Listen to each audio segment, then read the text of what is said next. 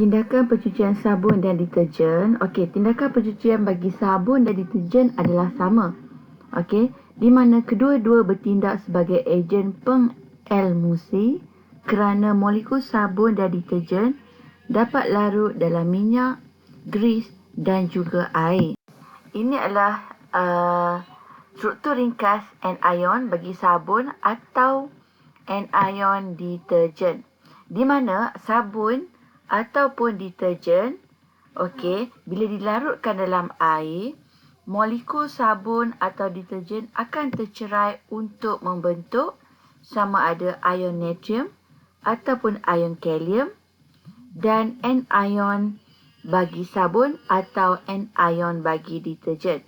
Jadi, untuk struktur ringkas bagi anion sabun atau anion deterjen, ada dua bahagian di mana bahagian kepala dan bahagian ekor.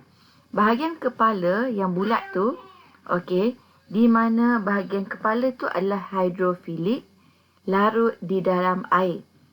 Okey, larut di dalam air.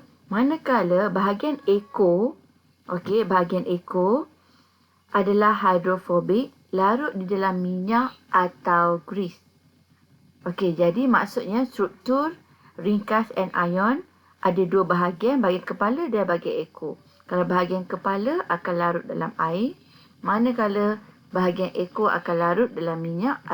Okey, ini kamu boleh lihat kalau sabun ataupun deterjen, kalau kedua-dua tu dimasukkan dalam air atau dilarutkan dalam air, okey, ia akan mengurai kepada anion sabun dan ion natrium ataupun anion deterjen dan ion natrium.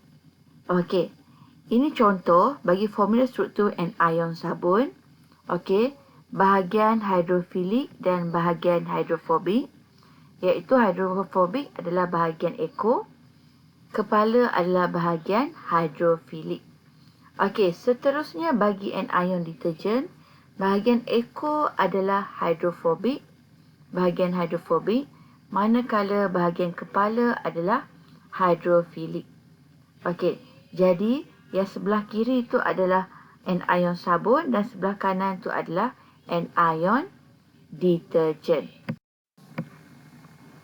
Okey, bagi struktur anion sabun dan anion deterjen terdiri pada dua bahagian macam cikgu dah bagi tahu sebelum ni. Okey, bahagian hidrofilik dan bahagian hidrofobik. Kalau hidrofilik larut dalam air, kalau hidrofobik larut dalam minyak atau gris. Okey, kedua-dua sifat bahagian ini menjadikan sabun dan deterjen sebagai ejen pencuci. Okey, ini tengok tindakan pencucian yang berlaku. Pertama sekali, kamu tambahkan sabun atau deterjen ke dalam air, dia akan mengurangkan ketegangan permukaan air.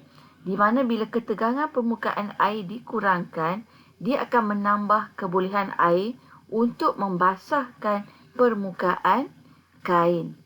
Okey, kemudian sabun atau deterjen dia akan mengion. Okey, maksudnya bila kamu larutkan dalam air, masukkan ke dalam air, dia akan mengion untuk menghasilkan anion sabun atau anion deterjen yang bergerak bebas. Dia akan terpisah. Okey, jadi kalau kamu tengok, ada anion sabun, anion deterjen dan ion natrium atau ion kalium. Okey, nombor 3, bahagian hidrofilik anion sabun ataupun anion deterjen akan larut dalam air. Okey, bahagian kepala akan tertarik ke arah air sebab dia larut dalam air. Manakala hidrofobik akan larut dalam gris. Okey, hidrofobik tu adalah ekor. Kalau kamu tengok, okey, yang kepala tu, okey, larut dalam air, ekor tu larut dalam gris. Okey, bila pergerakan air semasa gosokan dan pengocakan, ia akan menyebabkan gris tertanggal daripada permukaan kain. Kemudian hidrofilik anion sabun ataupun anion deterjen, dia akan mengelilingi gris. Jadi gris tu dia akan terapung. Kalau kamu tengok pada gambar tu, okey, nampak tak hidrofilik anion bagi sabun atau anion deterjen, dia akan mengelilingi gris. Kemudian gris akan terapung di permukaan air. Maksudnya nombor 6, grease tadi dia akan terpecah kepada titisan kecil dan titisan kecil tersebut dia tak akan bergabung semula pada permukaan kain kerana ada daya tolakan sesama cas negatif pada bahagian hidrofilik di permukaan grease. Jadi titisan itu akan terampai dalam air dan membentuk emulsi. Apabila dibilas dengan air, permukaan kain menjadi bersih kerana titisan grease itu tertinggal di dalam air. Ini adalah tindakan sabun dan deterjen.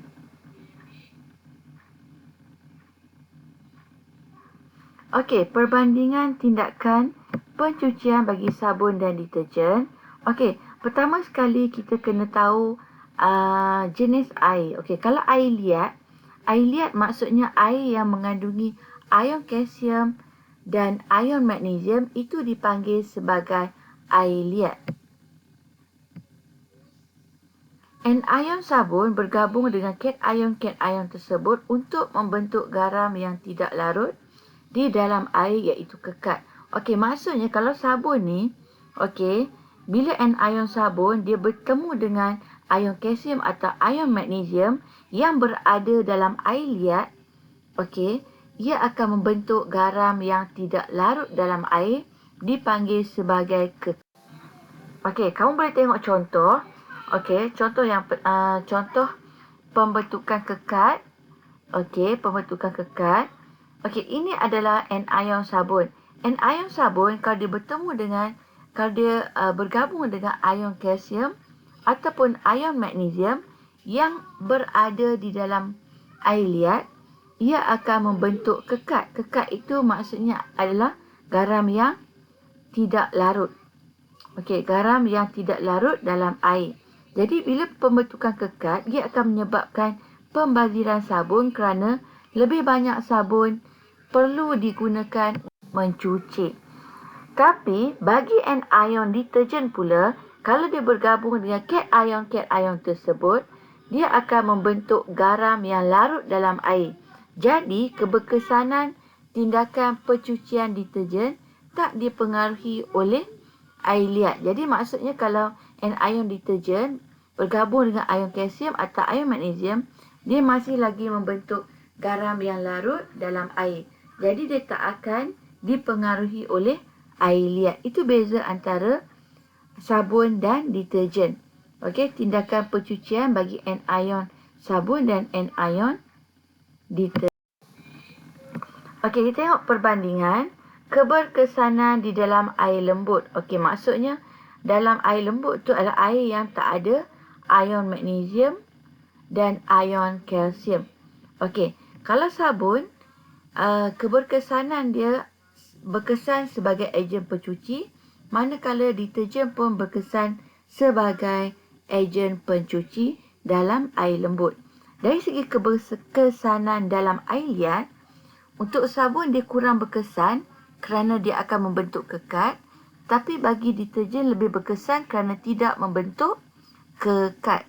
Keberkesanan dalam air berasid, bagi sabun dia tak berkesan kerana membentuk asid organik yang tidak larut, tetapi deterjen berkesan kerana membentuk asid organik. Ini adalah bahan tambah dalam deterjen. Terdapat berbagai jenis deterjen di pasaran dengan kualiti pencucian yang berbeza. Perbezaan ini disebabkan oleh bahan tambah yang dimasukkan dalam deterjen tersebut. Jadi kalau bahan tambah itu dia akan memberi sifat istimewa kepada deterjen.